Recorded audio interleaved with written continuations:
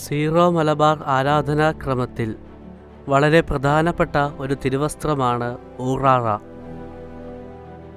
എല്ലാ കൂദാശകളുടെയും കൂദാശ അനുകരണങ്ങളുടെയും പരികർമ്മത്തിന് അത്യന്താപേക്ഷികമായ തിരുവസ്ത്രമാണ് ഊറാറ. തിരുക്കർമ്മങ്ങളുടെ പരികർമ്മത്തിൽ പുരോഹിതൻ തൻ്റെ കഴുത്തിൽ ധരിക്കുന്ന തിരുവസ്ത്രമാണ് ഊറാറ. വിശുദ്ധ ശുശ്രൂഷയ്ക്കായി പുരോഹിതൻ വേർതിരിക്കപ്പെട്ടിരിക്കുന്നുവെന്ന് സൂചിപ്പിക്കാനാണ് ഓരോ തിരുക്കർമ്മങ്ങളിലും പുരോഹിതൻ ഊറാറ നിർബന്ധമായും ഉപയോഗിക്കുന്നത്.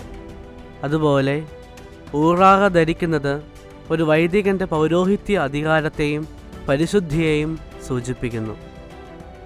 ഊറാറ ധരിക്കുമ്പോൾ മിശിഹായുടെ രാജകീയ പൗരോഹിത്യത്തിൽ ഓരോ പുരോഹിതനും പങ്കാളിയാകുന്നു എന്നിത് സൂചിപ്പിക്കുന്നു. ഊറാറ ധരിക്കുന്ന സ്ഥാനമനുസരിച്ചാണ് സീറോ മലബാർ സഭയിൽ ചെറുപട്ടങ്ങളെ വേർതിരിച്ചറിയുന്നത്.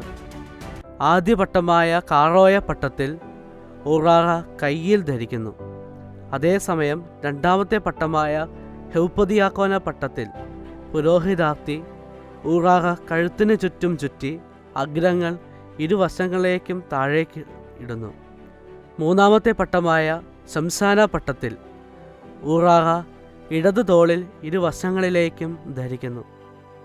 അവസാനം തിരുപ്പട്ടത്തിൽ ഊറാറ കഴുത്തിൽ നേരെ താഴേക്ക് ധരിക്കുന്നു.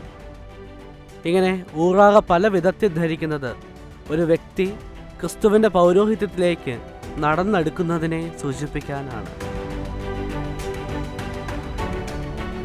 വിശുദ്ധ കുർബാനയുമായി ബന്ധപ്പെട്ട വീഡിയോകൾ നിങ്ങൾക്ക് ലഭിക്കാൻ ഈ ചാനൽ സബ്സ്ക്രൈബ് ചെയ്യുക.